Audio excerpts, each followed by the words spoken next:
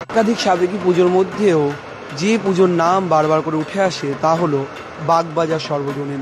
আমরা এই মুহূর্তে রয়েছি বাগবাজার সর্বজনীন দুর্গোৎসবের যে পুজো রয়েছে, যে পুজো মণ্ডপ, সেখানে রয়েছি এবং আমার চিত্রসাংবাদিক সুমনকে বলবো দেখানোর জন্য ছবিটা। ইতিমধ্যেই যে পুজোর তোড়জোড়, অর্থাৎ সপ্তমীর যে পুজোর তোড়জোড় সেটি যেমন চলছে, তেমনই মাতৃপ্রতিমা, অর্থাৎ অনবদ্য যে মাতৃপ্রতিমা যে ছবি, সেই ছবি কার্যও দেখতে সাধারণ মানুষ আসেন এবং তারা মূলত যে মাতৃপ্রতিমার ছবি দেখেন সেই মাতৃপ্রতিমার ছবি কিন্তু একেবারে বিমুগ্ধ করে মানুষজনকে। সেই মুগ্ধতার ছবি দেখাচ্ছে সেই মাতৃপ্রতিমার মুখ, যে সাবেকি প্রতিমা প্রায় শতবর্ষেরও বেশি সময় ধরে এই বাগবাজার পুজো মণ্ডপের এখানে না হলে অন্যত্র পুজো হতো, তারপরে এখানে আসে এবং মূলত সেই প্রতিমার কিন্তু এই প্রতিমা দেখার জন্যই সাধারণ মানুষ দূর দূরান্ত থেকে ছুটে আসেন। তার কারণ হিসেবে অনেকেই বলেন যে বাগবাজারের ঐতিহাসিক পুজো, যে পুজোর সঙ্গে সাবেকি আনার যেমন ছাপ রয়েছে, তেমনি মায়ের যে সাজসজ্জা সেই বিষয়টিও কিন্তু অনেক ক্ষেত্রেই ইউনিক বা মৌলিক। আমরা কথা বলার চেষ্টা করবো যারা রয়েছেন আমাদের সঙ্গে, উদ্যোক্তারা রয়েছেন। এমিলিদি, আপনার কাছে সরাসরি যাব যে এই পুজোর তোড়জোড় চলছে এই মুহূর্তে দাঁড়িয়ে, পুজোর উদ্যোক্তা হিসেবে আপনি পুজোর গোছান করছেন, সাজসজ্জা করছেন, মূলত এই পুজোর ইতিহাস বা এই পুজোটা কীভাবে রীতি আচার পালন করে যদি একটু বলেন। 107 বছরে হলো বাগবাজার সার্বজনীন এবং দুর্গোৎসব ও প্রদর্শনী। এর ইতিহাস তো আমার মনে হয় কলকাতাবাসী কেন সারা ভারতবাসী জানে যে এটি হচ্ছে সবচেয়ে প্রথম সার্বজনীন দুর্গাপুজো। কারণ যে সময় আমাদের দুর্গাপূজাটা চলছে, মানে শুধু জমিদার বাড়ি বা রাজবাড়িতে বদ্ধ ছিল, তখন কিছু মানুষের ক্ষেত্রে সকল মানুষকে আমন্ত্রণ করা বা সেটা তাদের কাছে বাধ্যবাধকতা ছিল, তো তারা সেখানে নিমন্ত্রিত হতো না এবং পুজোয় সামিল হতে পারতো না। যে কারণে দুর্গাচরণ বন্দ্যোপাধ্যায় সেই তৎকালীন মেয়র ছিলেন, হ্যাঁ, তো তখন তারা কয়েকজন, তাদেরকে আমরা দামাল ছেলে বলি, তারা আমাদের এই সার্বজনীন দুর্গোৎসবটা শুরু করে এবং তারপর ধীরে ধীরে এটা প্রদর্শনীতে পরিণত হয় 1930 সালে, যখন আমাদের নেতাজি সুভাষচন্দ্র বোস প্রেসিডেন্ট হিসাবে আসেন এবং 1938-39 প্রেসিডেন্ট ছিলেন নেতাজি সুভাষচন্দ্র বোস।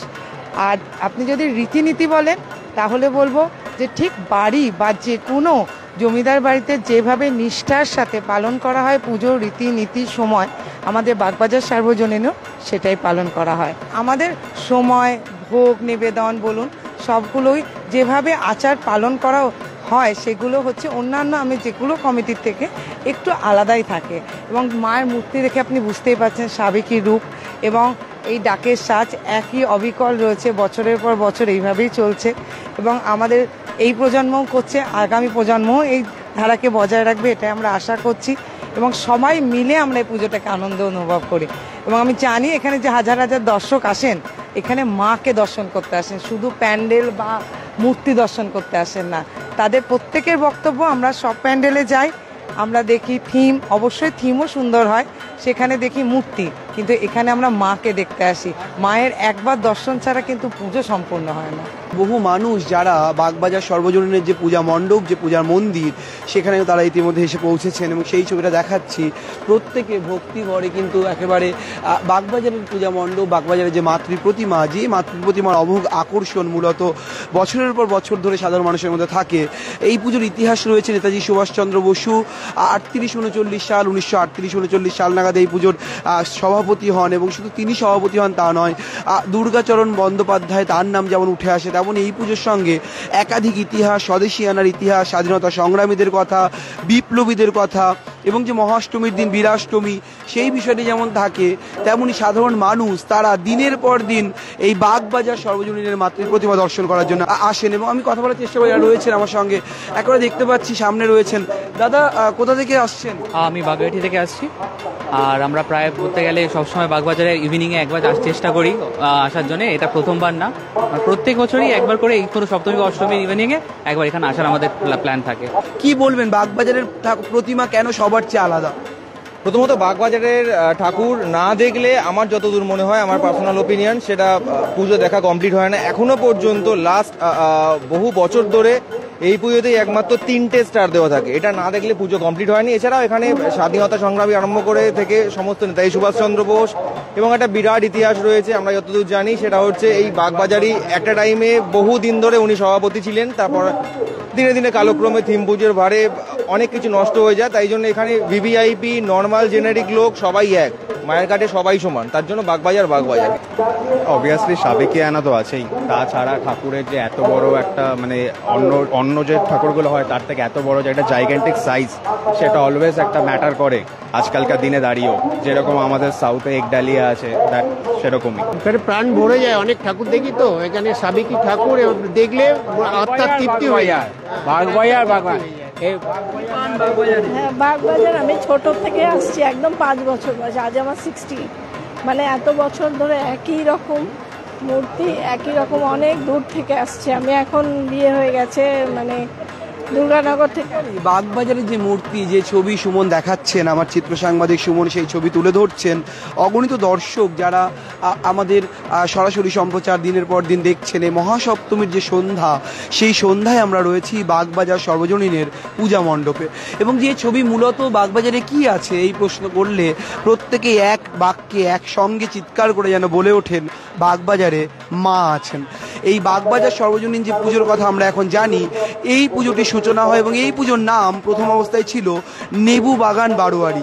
আমি আবার বলছি, লেবু বাগান নয়, নেবু বাগান বারোয়ারি। এবং নেবু বাগান বলে একটি জায়গা একদম এর কাছেই রয়েছে, সেখানে এই পুজোর সূচনা হয়। এবং তারপর কাটাপুকুর বিভিন্ন জায়গা পেরিয়ে 1926 সাল নাগাদ মূলত বাগবাজার এরিয়াতে বাগবাজারের এই পুজোর নাম বদলে হয় বাগবাজার সর্বজনীন। এবং সেই নাম বদলের সঙ্গে কিন্তু জড়িয়ে থাকে তৎকালীন সলিসিটর দুর্গাচরণ বন্দ্যোপাধ্যায়ের নাম। এবং তৎকালীন সলিসিটর দুর্গাচরণ বন্দ্যোপাধ্যায় তিনি মূলত এই পুজোকে এক সার্বিক সর্বজনীন মর্যাদা দেন। এবং তারপর জমি জমা নিয়ে সমস্যা হয়, স্বদেশী আনার যে সমস্যা, এর যে একটি মেলা চলে পুজোর সঙ্গে, সেটাকে প্রদর্শনী বলা হয়, সেই মেলার জায়গা নিয়ে সমস্যা শুরু হয়। এবং তারপরেও একচালা প্রতিমা এবং প্রতিমার ডাকের শ্বাস থেকে শুরু করে প্রতিমার মুকুট থেকে শুরু করে সমস্ত জায়গায় ইতিহাস ছড়িয়ে রয়েছে। এবং 1938-39 সাল নাগাদ নেতাজি সুভাষচন্দ্র বসু এই পুজোর সভাপতি হন।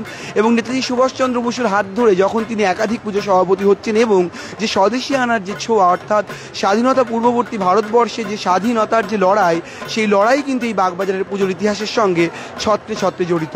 আমি আবারও ছবিটা দেখাবো, মাতৃ প্রতিমার ছবিটা দেখাবো। শুধু মাতৃ প্রতিমা দেখার জন্যই দূর দূরান্ত থেকে সাধারণ মানুষ আসেন এবং তারা মূলত মায়ের যে বিভিন্ন রয়েছেন একচালা মায়ের প্রতিমা, আমরা গণেশকে দেখতে পাচ্ছি, আমরা লক্ষ্মীকে দেখব, এবং তারপরে দেবী দুর্গা রয়েছেন একেবারে তার সন্তান সন্ততিদের সঙ্গে নিয়ে।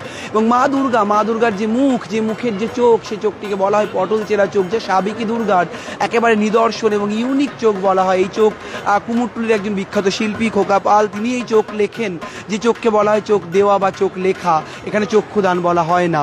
এবং মাতৃপ্রতিমার মুকুট, যে মাতৃপ্রতিমার বহর খানিকটা কমেছে, তা সত্ত্বেও সাবিকে আনার যে ছোঁয়া, সেই ছোঁয়া কিন্তু বাগবাজারের এই পুজোয় আসলেই অত্যন্ত সাধারণভাবেই পরিলক্ষিত হয়। এবং মা দুর্গার মুকুট, চোখ, তার সমস্ত যে বিবরণ, যে বিস্তারিত যে বিষয়ের সঙ্গে যে ইতিহাস জড়িত, তেমনি মা সরস্বতী থেকে শুরু করে একেবারে কার্তিক থেকে শুরু করে বিভিন্ন ক্ষেত্রে পুরো একচালাই প্রতিমার যে রূপের বিবর্তন, সেই বিবর্তনের মধ্যে কিন্তু তেমনভাবে কোনো ফারাক আসেনি।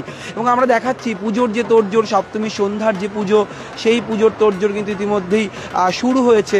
যেমন এই পুজোর তোড়জোড় শুরু হয়েছে, তেমনই সাধারণ মানুষের ছবিটা আমরা আবার দেখাবো। আমার চিত্র সাংবাদিক সুমনকে বলবো দেখানোর জন্য সেই ছবিটা। সাধারণ মানুষ যেমন রয়েছেন, তেমনি এই মণ্ডপের যে গাত্রে যে ডিজাইন, অর্থাৎ সাবেকিয়ানা যে ছোঁয়া, যে ডিজাইন করা রয়েছে, এবং ঝাড়বাতি।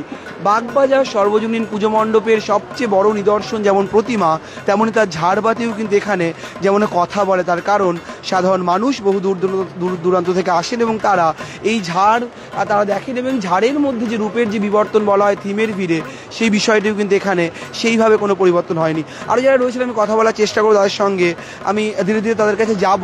যে ভিড়ের যে ছবিটা থাকে সেরকমই ঝাড়বাতির সঙ্গে সাধারণ মানুষ রয়েছেন, তাদের সঙ্গে কথা বলবো, তারা কোথা থেকে আসছেন, কি বলছেন, আমি চেষ্টা করবো তাদের সঙ্গে কথা বলার। আমি খড়দা থেকে এসেছি, হ্যাঁ, প্রতিবারই এখানে আসি দেখার জন্য। মানে এখানে মায়ের চোখটাকে যেন কানেক্ট করা যায়, মায়ের চোখ যেন এখানে কথা বলে। বাগবাজার সবার চেয়ে আলাদা কেন? সব থেকে ভালো লাগছে ওই জন্য। আমি তো এর আগে কোনোদিন আসিনি, এই প্রথম এসেছি। খুব সুন্দর লাগছে প্রতিমা। এত থিমের ভিড়ে বাগবাজারকে কেন অন্যরকম লাগে, কেন দেখতে আসেন? কারণ এত থিম তো এখানে নেই। হ্যাঁ, ভালো লাগে এখানকার সাজ, তারপর মায়ের মুখ, চোখ, মানে পুরোটাই আলাদা সব কিছুর থেকে। বাগবাজারের খুব ঠাকুর যেমন সুন্দর, প্যান্ডেল সুন্দর। বাগবাজার কেন এত থিমের ভিড়ে? খুব ভালো হয়েছে ঠাকুর। বাগবাজার কেন? বাগবাজার একটা ঐতিহ্য আছে তার জন্য। অনেক পুরনো পুজো। বাবা কেমন লাগলো? ভালো লাগলো। ভালো লাগলো। হ্যাঁ ঠাকুরকে অন্য ঠাকুরের থেকে এই ঠাকুরটাকে একটু অন্য বেশি ভালো। হ্যাঁ কেমন হ্যাঁ, লাগছে? বাগবাজারের ঠাকুর খুব ভালো লেগেছে আমার, এখানের থেকে সব থেকে ভালো লেগেছে। একই রকম বলছেন যে প্রত্যেকেই বলছেন যে বাগবাজারের মাতৃ প্রতিমা এবং বাগবাজারের যে ভক্তি, অর্থাৎ এখানে এলে শুধু দুর্গা প্রতিমা নয়, কারণ কেমন যেন মাকে পাওয়া যায়, এবং এই মাকে পাওয়া যায় এই শব্দটির মধ্যে যেন লুকিয়ে আছে সাবেকিয়ানা, ইতিহাস, নেতাজি সুভাষচন্দ্র বোসের কথা, এবং বিভিন্ন রকমের বাগবাজার সর্বজনীনের যে ইতিহাসের কথা বারবার বলা হয়, দুর্গাচরণ বন্দ্যোপাধ্যায় থেকে শুরু করে একাধিক যে বিপ্লবীদের নাম উঠে আসে, আচার্য প্রফুল্লচন্দ্র রায় এবং একাধিক বিপ্লবী, স্বদেশী আনার ছোঁয়া, সমস্ত কিছু মিলিয়ে এই মুহূর্তে বাগবাজার পূজা মণ্ডপ গত 100-100-ও বেশি বছর আগে ঠিক যেমন পরিবেশে ছিল তেমন যেন এখনও রয়েছে। তার কারণ নেবু বাগান, কাটাপুকুর ছাড়িয়ে এই যে মাঠে পুজো হওয়া শুরু হয়, এবং সেই পুজোর ইতিহাস, ঐতিহ্য আজও প্রতিমায় যেন বহন করে চলেছেন। অর্থাৎ এক চালায় বিরাট আকৃতির প্রতিমা, কলকাতার পুজো মণ্ডপ, কলকাতার থিম পুজো ছাড়িয়ে কেমন যেন অন্য রকমের অনুভূতি। আমি দেখাবো ছবিটা, আরেকবার দেখাবো। সাধারণ মানুষ একেবারে মিনিটে মিনিটে আসছেন এবং তারা ছবি তোলার চেষ্টা করছেন। তারা মূলত মায়ের মধ্যে যে আত্মিক টান, সেই টান খুঁজে পাচ্ছেন। আমরা এদিকের ছবিটাও দেখাবো যে একেবারে বাগবাজার সর্বজনীনের পূজা মণ্ডপে তারা এসে ভিড় জমিয়েছেন, এবং ওই দিকে ডান দিকে, আমার বাঁ দিক, ডান দিক, প্রত্যেকটি জায়গাতে কিন্তু একইভাবে সমানভাবে সাধারণ মানুষ তারা এসে পৌঁছেছেন। এবং এই মুহূর্তে বাগবাজার সর্বজনীনের ছবিটা কার্যত অন্য রকম আবহ, অন্য রকমের পরিবেশ তৈরি করছে, যে পরিবেশ দিনের পর দিন তৈরি করে। আমি আরও কথা বলার চেষ্টা করি, যারা রয়েছেন। কোথা থেকে আসছেন? রিষড়া থেকে। বাগবাজারের এই মাতৃ প্রতিমা দর্শন করলেন, সবচেয়ে আলাদা লাগলো? হ্যাঁ, এটা ভীষণ সুন্দর।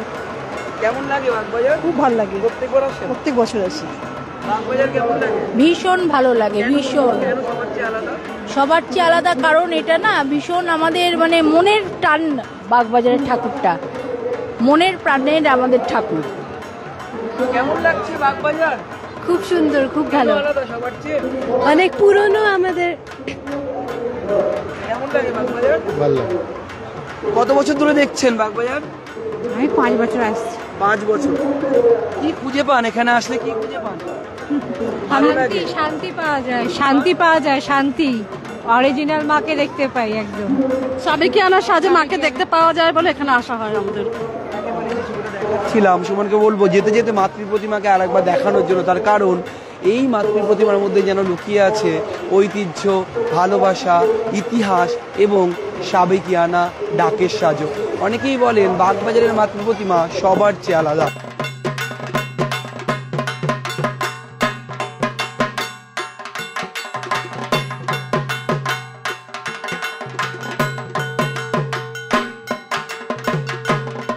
ফলো করুন সংবাদ প্রতিদিন ডিজিটাল।